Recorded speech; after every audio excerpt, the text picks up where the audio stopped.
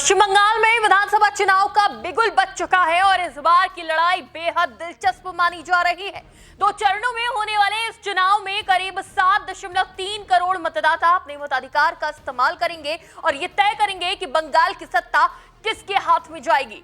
सबसे बड़ा सवाल यही है कि क्या बीजेपी इस बार बंगाल में अपनी पकड़ मजबूत कर पाएगी या फिर मुख्यमंत्री ममता बनर्जी एक बार फिर अपने किले को बचाने में कामयाब होंगी।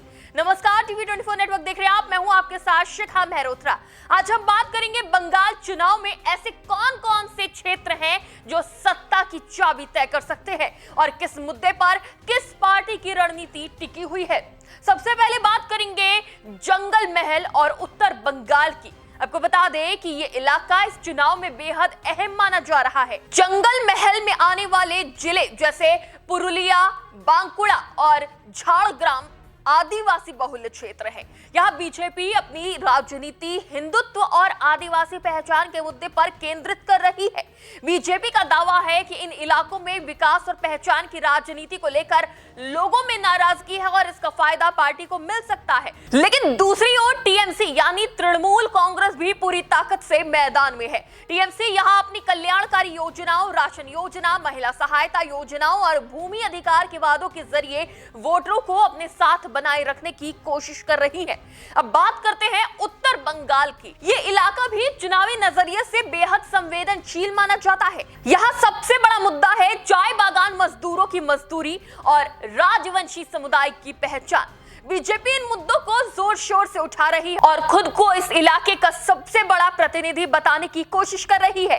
वहीं टीएमसी भी इन इलाकों में लगातार अपनी पकड़ मजबूत करने के लिए अभियान चला रही है। यानी साफ है कि जंगल महल और उत्तर बंगाल दोनों ही इलाकों में मुकाबला बेहद कड़ा होने वाला है। अब नजर डालते हैं सीमावर्ती इलाकों पर, जैसे नदिया और उत्तर 24 परगना। इन क्षेत्रों में सबसे बड़ा फैक्टर है मतुआ समुदाय। इस समुदाय का रुख करीब 30 से 40 सीटों के नतीजे बदल सकता है। बीजेपी यहां सीए यानी नागरिकता संशोधन कानून के जरिए शरणार्थी समुदाय को अपने पक्ष में करने की रणनीति पर काम कर रही है। बीजेपी का कहना है कि सीए के जरिए लोगों को नागरिकता का अधिकार मिलेगा, लेकिन मुख्यमंत्री ममता बनर्जी ने इस मुद्दे को बीजेपी का जाल बताते हुए बिना शर्त नागरिकता देने की बात कही है। बता दें कि हाल ही में मतदाता सूची के पुनरीक्षण यानी एसआईआर को लेकर भी मतुआ समुदाय के बीच भ्रम की स्थिति देखने को मिली है और यही वजह है कि टीएमसी इस मुद्दे को भी चुनावी मैदान में उठा रही है। यानी साफ है कि सीमावर्ती इलाकों का वोट बैंक इस चुनाव में बेहद अहम भूमिका निभाने वाला है। वहीं अगर बात करते हैं कोलकाता और उसके आसपास के शहरी इलाकों की, तो इन इलाकों में लंबे समय से टीएमसी का मजबूत गढ़ माना जाता है। कोलकाता में ममता बनर्जी की पकड़ आज भी काफी मजबूत मानी जाती है, लेकिन बीजेपी इस किले को कमजोर करने के लिए लगातार प्रयास कर रही है। इसी कड़ी में बीजेपी यहां भ्रष्टाचार, बेरोजगारी और मध्यम वर्गीय की नाराजगी को बड़ा मुद्दा बना रही है। वहीं हुगली, हावड़ा और दुर्गापुर जैसे औद्योगिक क्षेत्रों में मुकाबला और भी ज्यादा दिलचस्प माना जा रहा है,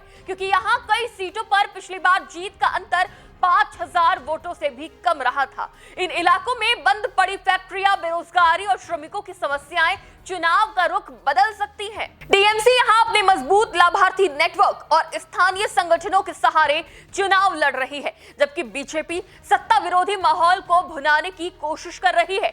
वहीं अब बात करते हैं मुर्शिदाबाद और मालदा जैसे जिलों की। ये इलाके अल्पसंख्यक बहुल क्षेत्र माने जाते हैं और यहाँ चुनावी समीकरण हमेशा अलग होते हैं। टीएमसी की कोशिश है कि यहां मुस्लिम वोट बैंक एकजुट रहे ताकि बीजेपी को बढ़त ना मिल सके, लेकिन इस बार का मुकाबला थोड़ा अलग दिखाई दे रहा है, क्योंकि स्थानीय नेता हुमायूं कबीर ने नई पार्टी बनाकर बाबरी मस्जिद अभियान शुरू किया है, जिसे टीएमसी के लिए चुनौती माना जा रहा है। इसके अलावा कांग्रेस और वामपंथी गठबंधन भी इन इलाकों में अपनी खोई हुई जमीन वापस पाने की कोशिश कर रहे हैं। अगर यहां अल्पसंख्यक वोटों का बंटवारा होता है तो इसका सीधा फायदा कुछ सीटों पर बीजेपी को मिल सकता है। तो कुल मिलाकर ये देखा जाए कि पश्चिम बंगाल का ये चुनाव सिर्फ सत्ता की लड़ाई नहीं, बल्कि पहचान, विकास और राजनीतिक वर्चस्व की भी लड़ाई बन चुका है। जंगल महल से लेकर कोलकाता तक, उत्तर बंगाल से लेकर सीमावर्ती जिलों तक हर इलाके में अलग अलग मुद्दे और अलग अलग समीकरण दिखाई दे रहे हैं।